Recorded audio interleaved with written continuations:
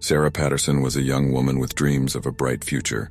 She had boarded Flight 401 that fateful night, excitedly anticipating a reunion with her family in Miami.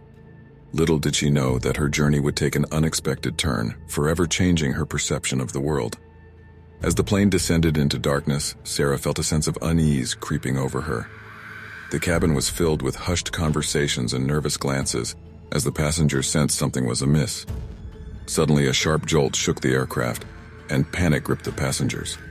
Flight 401 crashed into the unforgiving darkness of the Florida Everglades, resulting in a devastating impact. The catastrophic crash claimed the lives of 101 people on board, leaving only 75 survivors who had miraculously managed to escape the wreckage. Sarah found herself among the survivors, grateful to have escaped the wreckage. In the days that followed, as she recovered from her physical injuries, she couldn't shake the haunting memories of that night.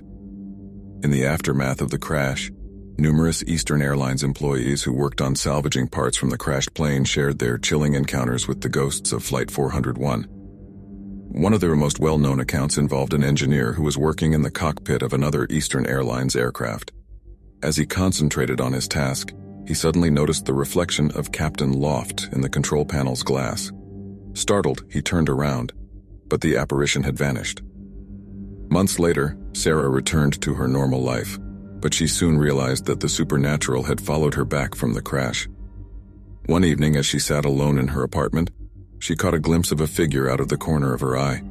Turning around, she saw a man in a pilot's uniform standing in the doorway. It was Captain Robert Loft. Sarah's heart raced as she cautiously approached the apparition. Captain Loft seemed unaware of his surroundings, his gaze fixed on an invisible cockpit before him. Sarah watched in awe as he appeared to go through the motions of conducting a pre-flight checklist, his actions meticulous and precise. Days turned into weeks, and Sarah's encounters with Captain Loft became more frequent.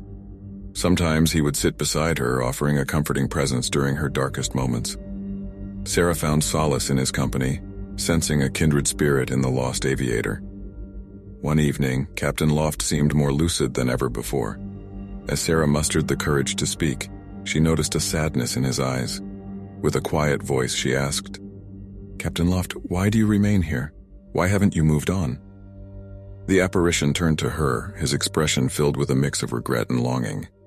Through fragmented words and gestures, he conveyed the weight of his unfinished responsibilities, the desire to ensure the safety of future flights, and his eternal connection to the aircraft that claimed his life. Over time, Sarah discovered that she wasn't the only survivor who had encountered the spirits of Flight 401. She formed a bond with others who had shared similar experiences, gathering together to recount their encounters and seek solace in their shared understanding. Sarah and her fellow survivors became advocates for the spirits of Flight 401, sharing their stories with the world. They believed that these encounters were not mere hallucinations or figments of their imagination, but genuine interactions with souls trapped between realms, forever tied to the plane that took them from this world. To this day, Sarah continues to embrace the presence of Captain Loft and the other spirits of Flight 401, finding comfort in their companionship. Their stories serve as a testament to the enduring connection between the living and the departed, reminding us that the boundaries of life and death are sometimes blurred, and that the spirits of those we've lost may still walk among us, guiding us in ways we may never fully comprehend.